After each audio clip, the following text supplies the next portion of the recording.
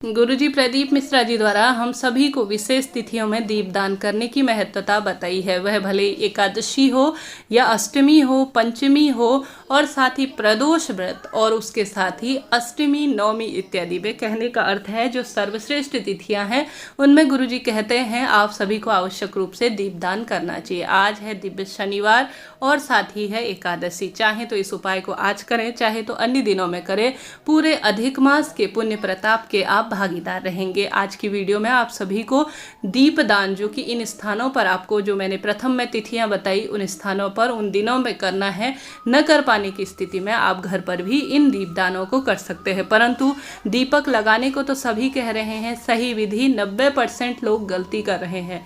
पूर्ण रूप से कैसे लगाना है, कब लगाना है, किस तरफ लगाना है, पूरी संपूर्ण जानकारी जो है शास्त्र विधान के अनुसार आपको इस वीडियो में प्राप्त होगी। तो आरंभ करते हैं।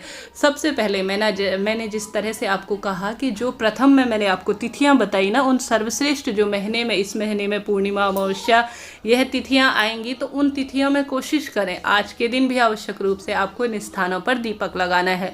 अगर इन स्थानों पर जाकर दीप लगाते हैं ना तो अतिश्रेष्ठ कहा जाएगा। सबसे पहले किसी भी कार्य को करें तो शुद्धता आवश्यक है। यह नहीं कि जो है आप सभी पूर्ण रूप से ऐसे ही चल दिए और दीपक लगाएं, ऐसा ना करें।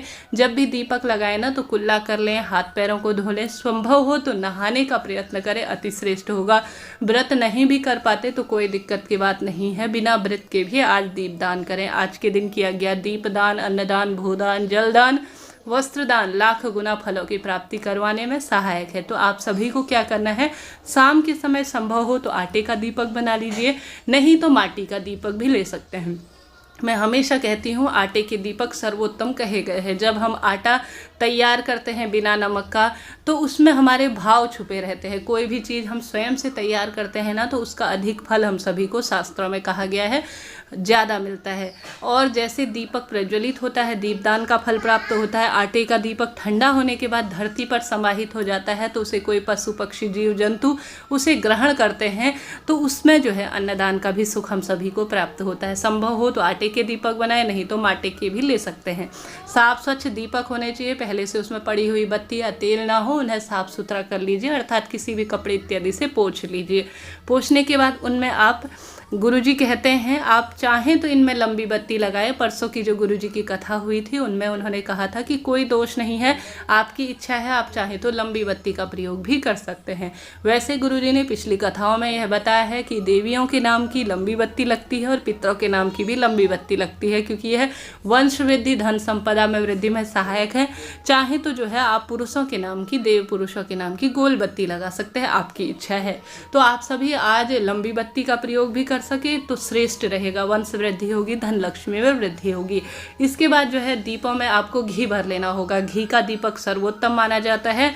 हाँ, अगर आप शनिदेव के नाम का दीपक लगा रहे हैं, क्योंकि शनिवार भी है, पीपल वृक्ष के नीचे या शनि मंदिर में, तो सरसों के तेल का या तिल के तेल का प्रयोग करें, ठीक है।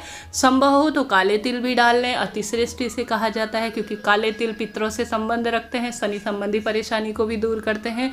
अब इनमें आपको प्रभु स्मरण करते हुए जब भी दीपक लगाए ना तो प्रभु का ध्यान करें। मंत्रों की शक्ति अपने आप में अद्भुत है। ओम नमो भगवते वासुदेवाय कहें या श्री शिवाय नमस्तुभ्यम महामंत्र का जाप करें बड़े सुंदर भाव से। सबसे पहले मैंने जैसा कहा, अगर आप इन स्थानों पर जा सके, जैसे कि बारिश इत्यादि के दिन हैं, तो आप इन स्थानों पर जाकर लगा सकते हैं तो अतिश्रेष्ठ कहा जाएगा। अगर नहीं जा सकते तो घर के मुख्य द्वार पर कम से कम 5 दीपक आज शाम के समय पर। अब शाम का समय ऐसा चुनना है कि बहुत अधिक साँझ भी ना हो, बहुत अधिक दिन भी ना हो, अर्थात प्रदोष काल का समय। कई महिलाएं क्या गलती करती है, बहुत रात तक दीपक लगाती है, ऐसा सही नहीं है।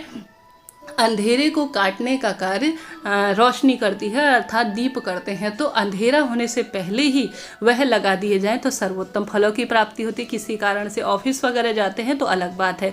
तो हम बात कर रहे थे, सबसे पहले आपको पीपल वृक्ष के नीचे दीपक लगाना है। हमेशा दीपक का मुख पूर्व दिशा या उत्तर दिशा की ओर सुनियोजित किया गया है।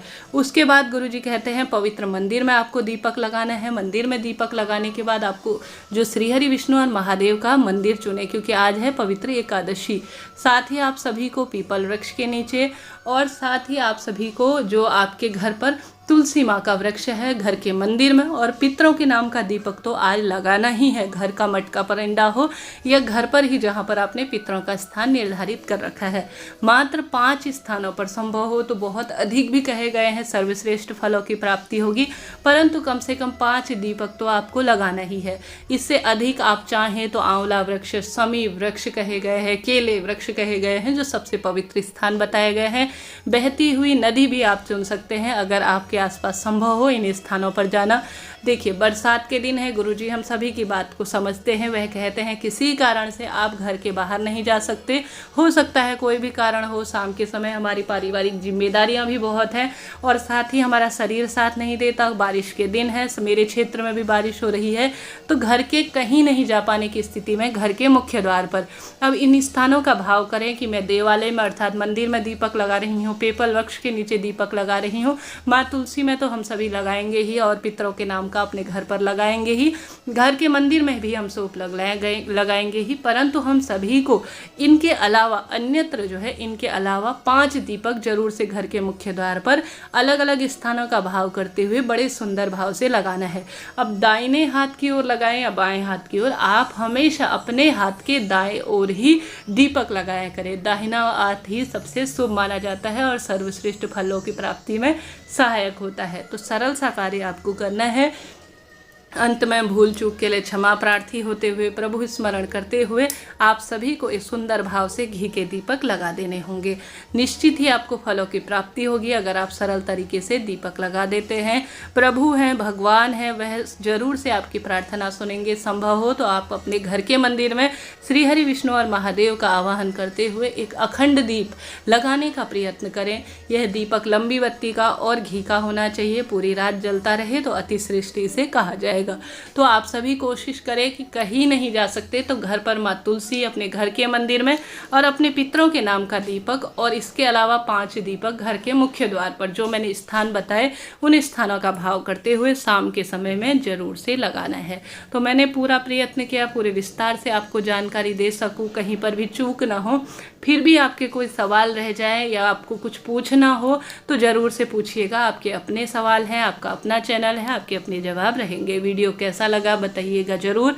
उपयोगी रहा हो तो प्लीज़ हर हर महादेव, श्री शिवाय नमस्तुभ्यम जरूर से लिखे। राधे राधे।